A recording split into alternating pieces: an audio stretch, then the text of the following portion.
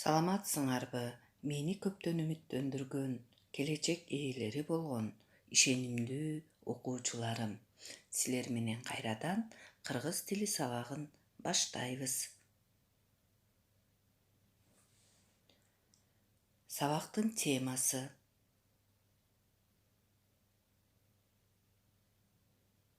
тууранды сөздөрдүн түзүлүшүнө карай бөлүнүшү жана синтаксистик кызматы.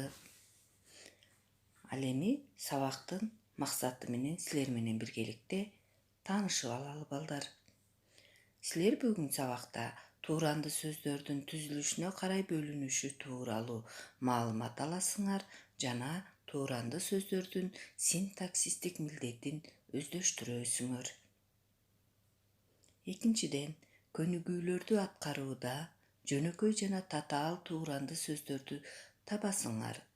Ошондой эле тууранды сөздөрдүн кандай синтаксистик милдет аткаргандыгын суроолорду берүү менен аныктайсыңар.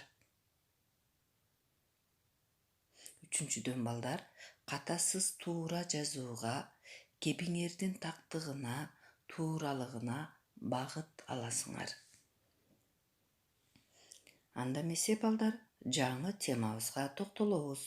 Тууранды сөздөр түзүлүшүнө карата экиге бөлүнөт. Жөнөкөй тууранды сөздөр жана татаал тууранды сөздөр. Жөнөкөй тууранды сөздөр балдар бир гана сөздөн турат. Мисалы, күйүп турган чок жалп өчтү. Жанаша отурган Беккул бырс күлүп жиберди. Биринчи сүйлөмдө тууранды сөз бар. Ал жалп. Бир гана сөздөн тургандыктан ал түзүлүшүнө карай жөнөкөй тууранды сөз.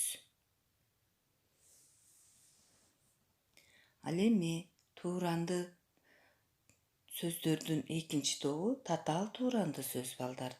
Татаал тууранды сөздөр эки же андан ашык сөздөн турат. Тууранды сөздөрдү балдар биз 3 топко бөлүп карайбыз. Эки сөзү тең маани берүүчү тууранды сөздөр. Ага кайсылар кирет? Кыйк, чыйк, калдыр, кулдур, чалп, чулп, күр, шар, карс, курс жана башка. Өзүңөр көрүп тургандай, эки сөзү тең маани берет. Мисалы, кыйк деген да сөз бар, чыйк деген дагы сөз өз алдынча маани берет. Ал эми экинчи бөлүгү эки сөзүнүн бири гана маани берүүчү тууранды сөздөр. Ага кандай сөздөр кирет? Шак, шук, тарс, турс, шалдыр, шулдур, эрбең, сербең, чаң, чуң, чарт, чурт, бултуң, султуң. Өзүңөр көрүп тургандай, мисалы балдар, шак, шук деген татаал сөздү алып көрсөк, шак деген сөзү бул маани берип атат. Ал эми шук деген экинчи бөлүгү маани бербей жатат балдар. Эки сөз тең маани бербеген тууранды сөздөргө кайсылар кирет? Жал, жал, мөл, мөл, ызың, ызың, күрпөң, күрпөң жана башка. Мында балдар эки сөзү тең эмне маани бербейт экен.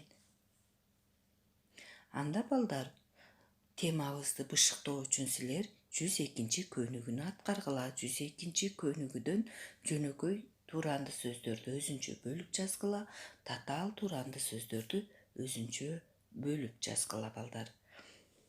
Ал эми балдар, биз тууранды сөздөрдүн синтаксистик кызматын өтөөрдөн мурун сүйлөм мүчөлөрү тууралуу билип алалы. Сүйлөм мүчөлөрүн биз эки топко бөлөбүз. Баш мүчөлөр, анан айкындооч мүчөлөр. Баш мүчөлөр өзүнчө экиге бөлүнөт. Жана баяндооч. Ал эми айкындооч мүчөлөр 3кө бөлүнөт. Аныктооч, толуктооч жана бышыктооч.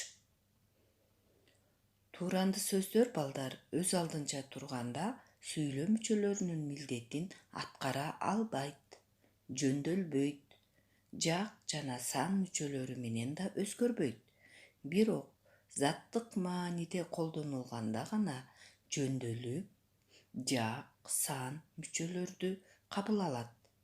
жөнөкөй жана татаал тууранды сөздөргө эт, де деген көмөкчү этиштер кошулуп айтылып же кошулбай да сүйлөм мүчөлөрүнүн милдетин аткара берет.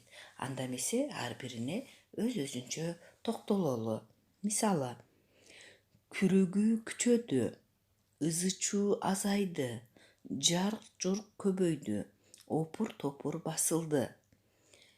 Мисалы, опур-топур басылды, эмне кылды?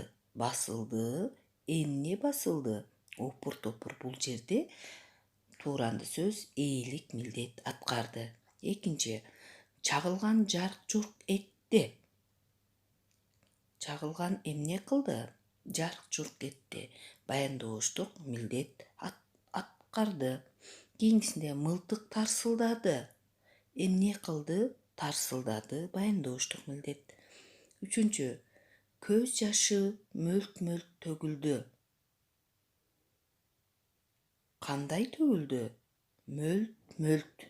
Демек, бул жерде аныктооштук милдет аткарды тууранды сөз. Төртүнчү, алар ызы-чууну жактырышпайт. Эмнени? Ызы-чууну. Толуктооштук милдет аткарды. Дүйшөңкул алатоону жалт карады. Кантип карады? Жалт карады. Бышыктооштук милдет аткарды. Анда балдар, теманы бышыктоо үчүн силер азыр китебиңерден 104 көнүгүүнү аткарасыңар. Алган билимди тереңдетүү көнүгүүсү. Төмөнкү сүйлөмдөрдү окуп чыгасыңар, тууранды сөздөрдүн кандай синтаксистик кызмат аткаргандыгын табасыңар. Ушуну менен балдар, бүгүнкү сабагыбыз соңуна чыкты. Кийинки сабакта кездешкенче сак саламатта болгула.